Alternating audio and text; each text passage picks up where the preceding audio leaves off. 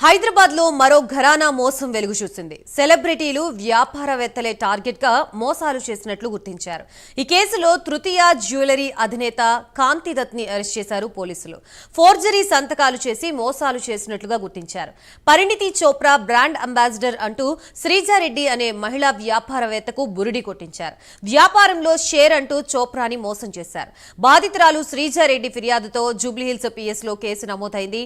కాంతి దత్ బాధితుల్లో హీరోయిన్లు సమంత, కీర్తి సురేష్, డిజైనర్ శిల్పారెడ్డి ఉన్నారు. సుమారు 100 కోట్లకు పైగా మోసం చేసినట్లు విచారణలో తేలింది. సిసిఎస్ లో సైతం కాంతి దత్ పై కేసు నమోదయ్యాయి. బాధితుల సంఖ్య మరింత పెరిగే ఛాన్స్ ఉంది. ప్రస్తుతం ఇదే అంశానికి సంబంధించి మనకి పూర్తి అప్డేట్స్ ఇవ్వడానికి మా ప్రతినిధి కుమార్ సిద్ధంగా ఉన్నారు. కుమార్. Thank you Gayatri. హైదరాబాద్ లో మరొక ఘరానా మోసం అయితే వెలుగు చూసింది. ముఖ్యంగా సెలబ్రిటీలు వ్యాపారవేత్తలే లక్ష్యంగా అయితే తృతీయ జ్యువెలర్ అధినేత కాంతి దత్ మీద జూబ్లీస్ పిఎస్ అయితే కేసు అయితే నమోదైంది. ఈ నేపథ్యంలోనే ఈ కేసు సంబంధించి పోలీసులు పూర్తి విచారణ చేపట్టిన సమయంలో కూడా ఏదైతే కొన్ని కోట్ల రూపాయలు వసూలు చేసినట్లు కూడా ఇప్పటికే పోలీసులు అయితే గుర్తించారు. ముఖ్యంగా పోలీసులు ఏదైతే ఈ ఫోర్జరీ సంతకాలు చేసి మోసం చేసినట్లు కూడా ఇప్పటికే పోలీసులు అయితే గుర్తించడం జరిగింది. పరిణితి చోప్రా బ్రాండ్ అంబాసిడర్ అంటూ కూడా శ్రీజారెడ్డి అనే మహిళా వ్యాపారవేత్తను కూడా ఇతను బురిడి కొట్టించడంతో ఇతనిపై కేసు అయితే నమోదైంది. ముఖ్యంగా ఈ వ్యాపారంలో షేర్ ఇస్తానంటూ కూడా పరిణితి చోప్రా కూడా టోకరా అయితే వేశాడు. అలాగే శ్రీజారెడ్డి ఫిర్యాదుతో ఏదైతే నమోదైన కేసులో కాంతి దత్ అయితే ప్రస్తుతం జూబ్లీస్ పోలీసులు అయితే అరెస్ట్ చేశారు.